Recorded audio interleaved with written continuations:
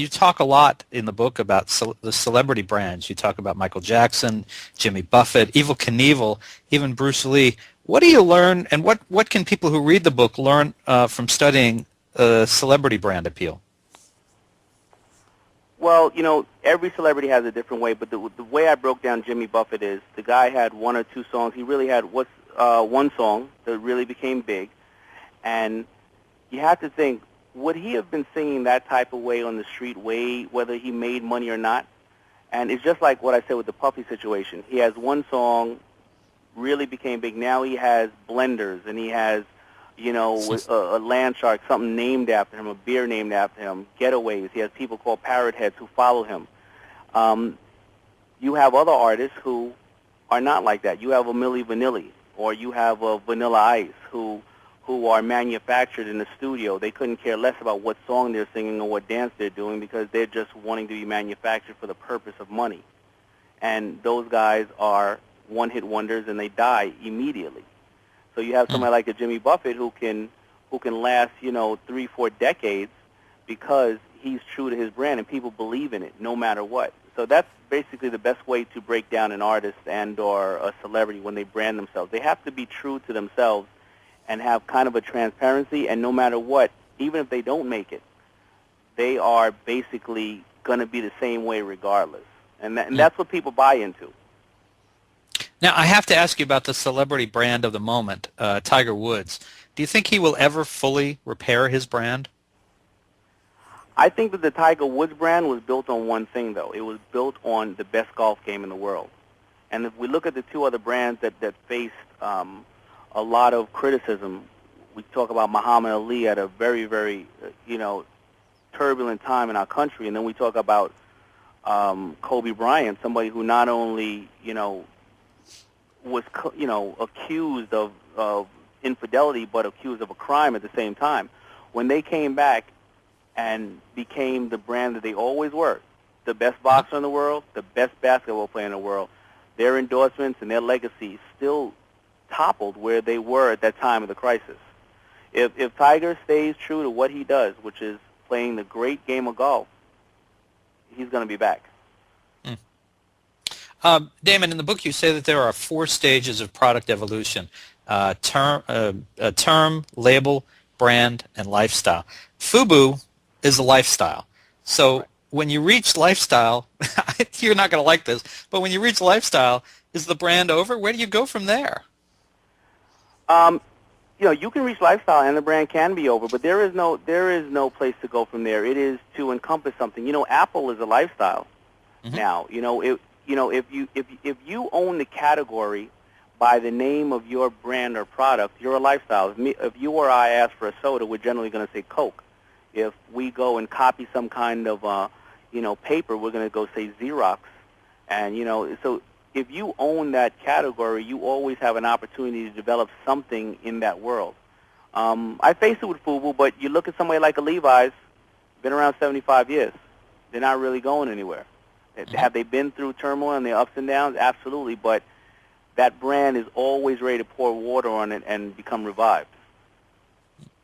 Well, I've got one more question for you before we let you go.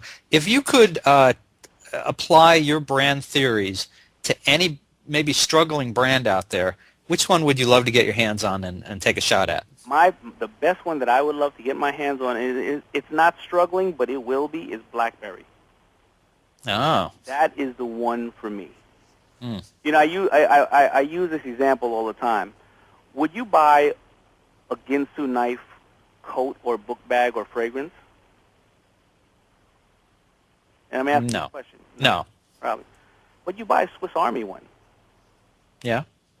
And then I would say, well, what about a Big Pen? I'm sure they make great suitcases and great leather jackets. What about a Big Pen? Would you buy that? A suitcase or maybe a leather jacket from Bic. No, probably not. Right. But Mont Blanc really doesn't have a problem. Right.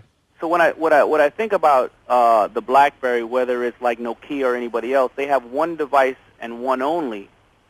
And if I go and want to sell a BlackBerry television or a BlackBerry MP3 player or a BlackBerry sound dock, people would look at me crazy.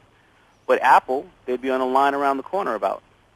And this is what it is with them. They don't have a halo effect.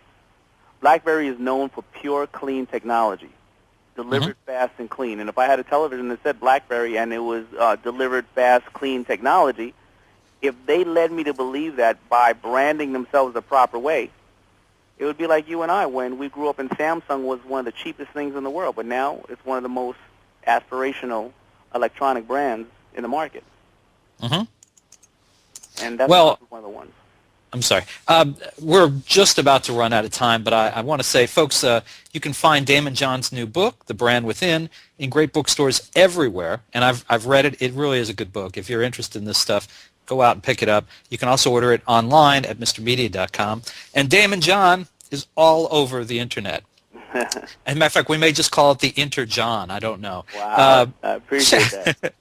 Check out his website at www.DAYMONDJOHN.com, where you can even submit business questions to him, or follow him on Twitter, twitter.com/TheSharkDamon, or he's also on Facebook, on YouTube, Vimeo, and LinkedIn. And Damon, it is always a pleasure to have you on the show. Thanks so much for joining us on Mr. Media today. Couldn't have said it better myself. I appreciate everything. Thank you for your support, man. My pleasure. You take care. All right, bye.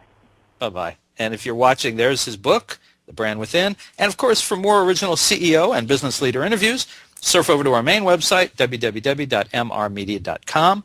That's where you can listen to my earlier conversations with the founders of Four Seasons Hotels and Resorts, Boingo Wireless, Alltop, Hooters Restaurants, and many more. And please take advantage of this great offer for Mr. Media Radio listeners.